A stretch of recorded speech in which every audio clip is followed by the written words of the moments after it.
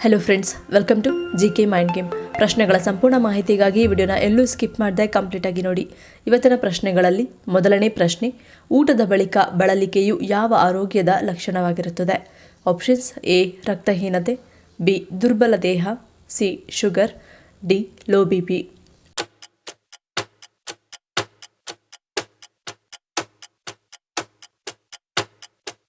ಸರಿಯಾದ ಉತ್ತರ option D low BP. ದೇಹಾರೋಗ್ಯವನ್ನು ಕಾಪಾಡಲು ಪ್ರತಿಯೊಬ್ಬರೂ ಆರೋಗ್ಯಕಾರಿ ಆಹಾರ ಸೇವನೆ ಮಾಡಿದರೆ ತುಂಬ ಒಳ್ಳೆಯದು. ಆದರೆ ಕೆಲವರಿಗೆ ಊಟ ಮಾಡಿದ ಕೂಡಲೇ ನಿಶಕ್ತಿ, ಬಳಲಿಕೆ ಮತ್ತು ಆಯಾಸ ಉಂಟಾಗುತ್ತದೆ. ಇದು ಕೆಲವೊಂದು ಆರೋಗ್ಯ ಸಮಸ್ಯೆಗಳ ಲಕ್ಷಣವಾಗಿವೆ. ರಕ್ತದೊತ್ತಡ ಮಟ್ಟವು ಕಡಿಮೆಯಾಗುವುದು ಕೂಡ ಇದಕ್ಕೆ ಪ್ರಮುಖ ಕಾರಣ.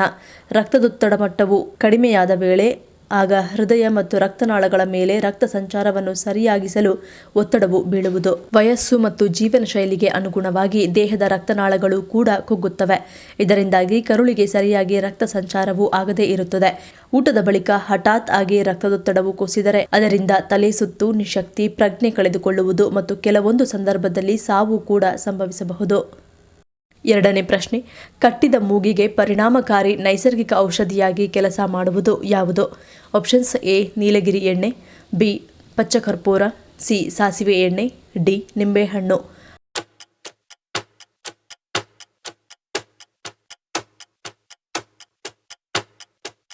ಸರಿಯಾದ ಉತ್ತರ ಆಪ್ಷನ್ ಸಿ ಸಾಸಿವೆ ಎಣ್ಣೆ. ವಯಸ್ಕರು ಮತ್ತು ಶಿಶುಗಳಲ್ಲಿ ಶೀತ ಮತ್ತು ಕಟ್ಟಿದ ಮೂಗಿನ ಸಮಸ್ಯೆಗೆ ಚಿಕಿತ್ಸೆ ನೀಡುವ ಪರಿಣಾಮಕಾರಿ ನೈಸರ್ಗಿಕ ವಿಧಾನವೆಂದರೆ ಸಾಸಿವೆ ಎಣ್ಣೆ ಮಸಾಜ್. 1/4 ಕಪ್ ಸಾಸಿವೆ ಎಣ್ಣೆಗೆ 3 ರಿಂದ 4 ಲವಂಗ, ನುಣ್ಣಗೆ ಕತ್ತರಿಸಿದ ಬೆಳ್ಳುಳ್ಳಿ ಮತ್ತು ಮೆಂತ್ಯವನ್ನು ತೆಗೆದುಕೊಂಡು ಸ್ವಲ್ಪ ಬಿಸಿ ಮಾಡಿ ಎಣ್ಣೆ ತಣ್ಣಗಾಗುವವರೆಗೆ ಕಾಯಿರಿ. ನಂತರ ಅದನ್ನು ನಿಮ್ಮ ಮೂಗಿಗೆ ಮಸಾಜ್ ಮಾಡಿ. ಸಾಸಿವೆ ಎಣ್ಣೆಯನ್ನು ಮೂಗಿನ ಸೇತುವೆ, ಹಣೆ, ಕೆನ್ನೆ, ಎದೆ, ಬೆನ್ನು ಹಾಗೂ ಪಾದ, ಅಂಗೈ ಮೇಲೆ ನಿಧಾನವಾಗಿ ಹಚ್ಚುವುದರಿಂದ ಕಟ್ಟಿದ ಮೂಗಿನಿಂದ ಮತ್ತು ಶೀತದಿಂದ ಪರಿಹಾರವನ್ನು ಪಡೆಯಬಹುದು. ಮೂರನೇ ಪ್ರಶ್ನೆ, ಪುರುಷರಲ್ಲಿನ ಲೈಂಗಿಕ ದೌರ್ಬಲ್ಯಕ್ಕೆ ಪರಿಣಾಮಕಾರಿ ಪರಿಹಾರವೆಂದು ಯಾವುದನ್ನು ಪರಿಗಣಿಸಲಾಗುತ್ತದೆ? ಆಪ್ಷನ್ಸ್: ಎ ಖರ್ಜೂರ, ಬಿ ಹಾಲು, ಸಿ ನುಗ್ಗೆಸೊಪ್ಪು, ಡಿ ಮಟನ್.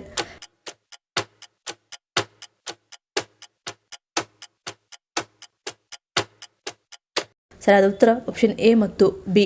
ರಾತ್ರಿ ಬೆಚ್ಚಗಿನ ಹಾಲಿನೊಂದಿಗೆ 3 ರಿಂದ 5 ಖರ್ಜೂರವನ್ನು ಸೇವಿಸಿ. ಇದು ನಿದ್ರೆಯನ್ನು ಗಾಢವಾಗಿಸುತ್ತದೆ, ಲೈಂಗಿಕ ಶಕ್ತಿಯನ್ನು ಹೆಚ್ಚಿಸುತ್ತದೆ ಮತ್ತು ಮರುದಿನ ಬೆಳಗ್ಗೆ ನಿಮಗೆ ಶಕ್ತಿಯನ್ನು ತುಂಬುತ್ತದೆ. ಇದಲ್ಲದೆ ವ್ಯಾಯಾಮದ ನಂತರ ಖರ್ಜೂರ ಮತ್ತು ಹಾಲು ಸೇವಿಸುವುದರಿಂದ ಸ್ನಾಯುಗಳ ಚೇತರಿಕೆ ಉತ್ತಮಗೊಳ್ಳುತ್ತದೆ. ಖರ್ಜೂರ ಮತ್ತು ಹಾಲಿನ ಸೇವನೆಯು ಟೆಸ್ಟೋಸ್ಟೆರಾನ್ ಹಾರ್ಮೋನ್ ಮಟ್ಟವನ್ನು ಸಮತೋಲನಗೊಳಿಸುತ್ತದೆ ಮತ್ತು ವೀರ್ಯದ ಗುಣಮಟ್ಟವನ್ನು ಹೆಚ್ಚಿಸುತ್ತದೆ. ಇದನ್ನು ಲೈಂಗಿಕ ದೌರ್ಬಲ್ಯಕ್ಕೆ ಪರಿಣಾಮಕಾರಿ ಪರಿಹಾರವೆಂದು ಪರಿಗಣಿಸಲಾಗಿದೆ. ಆದರೆ ಮಧುಮೇಹ ಇದ್ದವರು ಖರ್ಜೂರ ಸೇವಿಸುವುದನ್ನು ತಪ್ಪಿಸುವುದು ಉತ್ತಮ, ಏಕೆಂದರೆ ಇದರಲ್ಲಿ ಸಾಕಷ್ಟು ನೈಸರ್ಗಿಕ ಸಕ್ಕರೆ ಇರುತ್ತದೆ. ಇದನ್ನು ಅತಿಯಾಗಿ ಸೇವಿಸುವುದರಿಂದ ಗ್ಯಾಸ್ಟ್ರಿಕ್, ಅಜೀರ್ಣ ಮತ್ತು ಹೊಟ್ಟೆ ನೋವು ಉಂಟಾಗುತ್ತದೆ. ಆದ್ದರಿಂದ ದಿನಕ್ಕೆ 3 ರಿಂದ 4ಕ್ಕಿಂತ ಹೆಚ್ಚು ಖರ್ಜೂರವನ್ನು ತಿನ್ನಬೇಡಿ.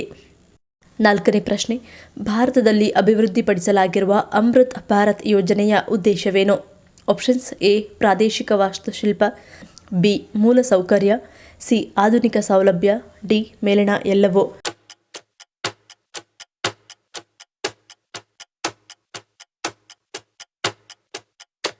ಸರಿಯಾದ ಉತ್ತರ ಆಪ್ಷನ್ ಡಿ ಮೇಲಿನ ಎಲ್ಲವೂ. ದೇಶದ 18 ರಾಜ್ಯಗಳು ಮತ್ತು ಕೇಂದ್ರಾಡಳಿತ ಪ್ರದೇಶಗಳ 86 ಜಿಲ್ಲೆಗಳಲ್ಲಿರುವ 103 ಅಮೃತ ನಿಲ್ದಾಣಗಳನ್ನು 1100 ಕೋಟಿಗಳಿಗೂ ಹೆಚ್ಚು ವೆಚ್ಚದಲ್ಲಿ ಅಭಿವೃದ್ಧಿಪಡಿಸಲಾಗಿದೆ. ಅಮೃತ ಭಾರತ ನಿಲ್ದಾಣ ಯೋಜನೆಯಡಿಯಲ್ಲಿ ಪ್ರಾದೇಶಿಕ ವಾಸ್ತುಶಿಲ್ಪವನ್ನು ಪ್ರತಿಬಿಂಬಿಸಲು ಮತ್ತು ಪ್ರಯಾಣಿಕರ ಸೌಲಭ್ಯಗಳನ್ನು ಹೆಚ್ಚಿಸಲು 1300ಕ್ಕೂ ಹೆಚ್ಚು ನಿಲ್ದಾಣಗಳನ್ನು ಆಧುನಿಕ ಸೌಲಭ್ಯಗಳೊಂದಿಗೆ ಪುನರಾಭಿವೃದ್ಧಿ ಮಾಡಲಾಗುತ್ತಿದೆ. ಭಾರತದಾದ್ಯಂತ ಪುನರಾಭಿವೃದ್ಧಿ ಮಾಡಲಾದ ಅಮೃತ ನಿಲ್ದಾಣಗಳು ಆಧುನಿಕ ಮೂಲಸೌಕರ್ಯವನ್ನು ಸಾಂಸ್ಕೃತಿಕ ಪರಂಪರೆಯೊಂದಿಗೆ ಸಂಯೋಜಿಸುತ್ತವೆ.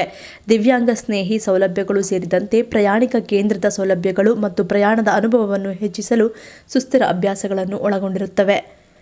ಐದನೇ ಪ್ರಶ್ನೆ, ಮಕ್ಕಳಲ್ಲಿ ಹೊಟ್ಟೆ ನೋವು, ಮಲಬದ್ಧತೆ ಮತ್ತು ಅನಿಲ ಸಮಸ್ಯೆಗಳು ನಿವಾರಣೆಯಾಗಲು ಯಾವುದು ಸಹಾಯ ಮಾಡುತ್ತದೆ? ಆಪ್ಷನ್ಸ್: ಎ ಹಾಲು, ಬಿ ನುಗ್ಗೆ ಸೊಪ್ಪು, ಸಿ ಬಾದಾಮಿ, ಡಿ ಮೊಟ್ಟೆ.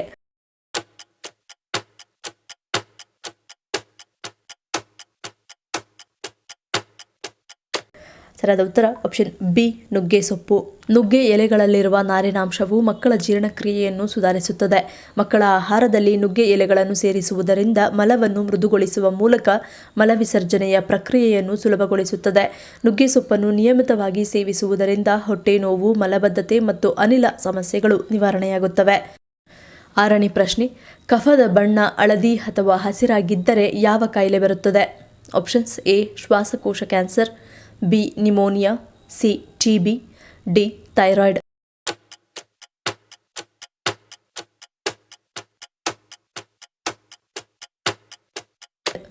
ಸರಿಯಾದ ಉತ್ತರ ಆಪ್ಷನ್ ಸಿ ಟಿಬಿ.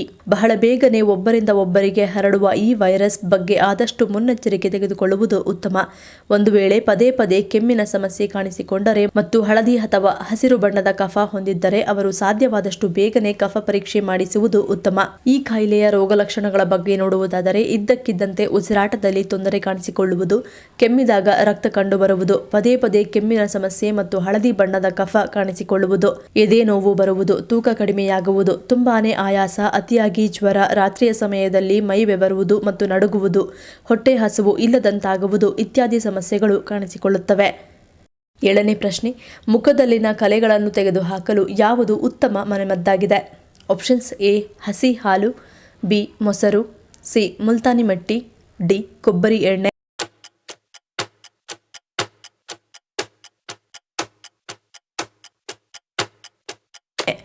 ಸರಿಯಾದ ಉತ್ತರ ಆಪ್ಷನ್ ಎ ಹಸಿ ಹಾಲು. ಹಸಿ ಹಾಲು ಚರ್ಮಕ್ಕೆ ತುಂಬಾ ಪ್ರಯೋಜನಕಾರಿ. ಇದು ಚರ್ಮಕ್ಕೆ ತೇವಾಂಶ ಮತ್ತು ಪೋಷಣೆಯನ್ನು ಒದಗಿಸುತ್ತದೆ. ಹಸಿ ಹಾಲಿನಲ್ಲಿ ಲ್ಯಾಕ್ಟಿಕ್ ಆಮ್ಲವಿದ್ದು ಇದು ಚರ್ಮದ ಮೇಲಿನ ಕಲೆಗಳನ್ನು ಕಡಿಮೆ ಮಾಡಲು ಸಹಾಯ ಮಾಡುತ್ತದೆ. ಅಲ್ಲದೆ ಇದು ಟ್ಯಾನಿಂಗ್, ಪಿಗ್ಮೆಂಟೇಷನ್ ಮತ್ತು ಮುಖದಲ್ಲಿನ ಸುಕ್ಕುಗಳ ಸಮಸ್ಯೆಯನ್ನು ತೊಡೆದುಹಾಕಲು ಸಹಾಯ ಮಾಡುತ್ತದೆ. ಕಲೆಗಳು ಮುಖದ ಅಂದವನ್ನು ಹಾಳು ಮಾಡುತ್ತವೆ. ಧೂಳು, ಮಾಲಿನ್ಯ, ಕೆಟ್ಟ ಆಹಾರ ಪದ್ಧತಿ ಮತ್ತು ಕೆಟ್ಟ ಜೀವನ ಶೈಲಿಯಿಂದಾಗಿ ಸರಿಯಾಗಿ ತ್ವಚೆಯ ಕಾಳಜಿ ವಹಿಸದೇ ಇರುವುದರಿಂದಾಗಿ ಮುಖದಲ್ಲಿ ಕಲೆಗಳಾಗುವ ಸಾಧ್ಯತೆ ಇರುತ್ತದೆ. ಈ ಕಲೆಗಳನ್ನು ನಿವಾರಿಸಲು ಹಸಿ ಹಾಲು ಉತ್ತಮ ಎಂದು ಹೇಳಲಾಗುತ್ತದೆ. 8ನೇ ಪ್ರಶ್ನೆ, ಸಕ್ಕರೆ ಕಾಯಿಲೆ ಇರುವವರಿಗೆ ಯಾವ ಸಮಸ್ಯೆ ತಪ್ಪಿದ್ದಲ್ಲ? ಆಪ್ಷನ್ಸ್ ಎ ಹೃದಯಾಘಾತ, ಬಿ ಯಕೃತ್ ಹಾನಿ, ಸಿ ಲೈಂಗಿಕ ಆಸಕ್ತಿ, ಡಿ ಮೂತ್ರನಾಳ ಸೋಂಕು.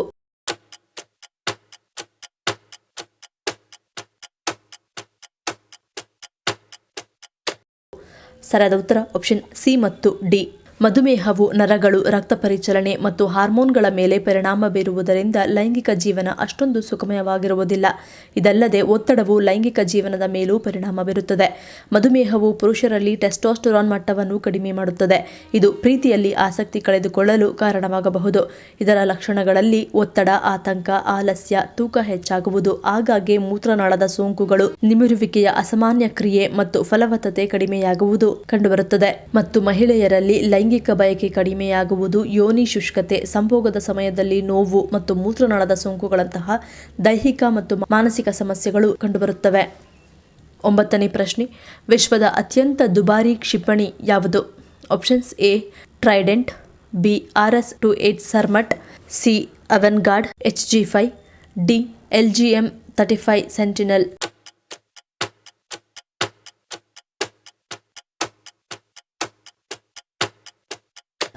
ಸರಿಯಾದ ಉತ್ತರ ಆಪ್ಷನ್ ಎ ಟ್ರೈಡೆಂಟ್. ಟ್ರೈಡೆಂಟ್ ಕ್ಷಿಪಣಿ ಪ್ರಸ್ತುತ ವಿಶ್ವದ ಅತ್ಯಂತ ದುಬಾರಿ ಕ್ಷಿಪಣಿ ಎಂದು ಕರೆಯಲ್ಪಡುತ್ತದೆ. ಒಂದು ಟ್ರೈಡೆಂಟ್ ಕ್ಷಿಪಣಿಯ ಬೆಲೆ ಸುಮಾರು 538 ಕೋಟಿ ರೂಪಾಯಿಗಳು.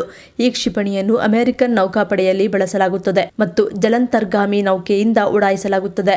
ಇದನ್ನು ಅತ್ಯಂತ ನಿಖರ ಮತ್ತು ಮುಂದುವರಿದ ಬ್ಯಾಲಿಸ್ಟಿಕ್ ಕ್ಷಿಪಣಿ ಎಂದು ಪರಿಗಣಿಸಲಾಗಿದೆ. ಈ ಕ್ಷಿಪಣಿ MIRV ಮಲ್ಟಿಪಲ್ ಇಂಡಿಪೆಂಡೆಂಟ್ಲಿ ಟಾರ್ಗೆಟಬಲ್ ರೀ-ಎಂಟ್ರಿ ವೆಹಿಕಲ್ ಟಾರ್ಗೆಟಬಲ್ ತಂತ್ರಜ್ಞಾನವನ್ನು ಆಧರಿಸಿದೆ. ಅಂದರೆ ಇದು ಏಕಕಾಲದಲ್ಲಿ ವಿಭಿನ್ನ ಗುರಿಗಳ ಮೇಲೆ ದಾಳಿ ಮಾಡಬಹುದು. ಟ್ರೈಡೆಂಟ್ 2D5 ಆವೃತ್ತಿಯನ್ನು ಪರಮಾಣು ಶಸ್ತ್ರಾಸ್ತ್ರಗಳನ್ನು ತುಂಬಿಸಬಹುದು ಮತ್ತು ಸುಮಾರು 80 ಟನ್ ತೂಕ ಮತ್ತು 44 ಅಡಿ ಉದ್ದವಿದೆ. ಈ ಪ್ರಶ್ನೆಗಳಲ್ಲಿ ನೀವು ಎಷ್ಟು ಪ್ರಶ್ನೆಗಳಿಗೆ ಸರಿ ಉತ್ತರವನ್ನು ಕೊಟ್ಟರೆ ಅನ್ನೋದನ್ನು ಕಮೆಂಟ್ ಮಾಡಿ ತಿಳಿಸಿ. ಈ ವಿಡಿಯೋ ನಿಮ್ಗೆ ಇಷ್ಟ ಆಗಿದ್ರೆ ಮರಿದೇ ಲೈಕ್ ಮಾಡಿ, ಶೇರ್ ಮಾಡಿ, ಸಬ್ಸ್ಕ್ರೈಬ್ ಮಾಡಿ. ನನ್ನ ಚಾನಲ್ನ ಇನ್ನೂ ಸಬ್ಸ್ಕ್ರೈಬ್ ಮಾಡಿದೆ ಹಾಗೆ ವಿಡಿಯೋಸ್ ನೋಡ್ತಿದ್ರೆ ಪ್ಲೀಸ್ ಸಬ್ಸ್ಕ್ರೈಬ್ ಮಾಡಿ, ಸಪೋರ್ಟ್ ಮಾಡಿ. ಮತ್ತೊಂದು ಇಂಟ್ರೆಸ್ಟಿಂಗ್ ವಿಡಿಯೋನಿಗೆ ಸಿಗ್ತೀನಿ. Until love you all, take care.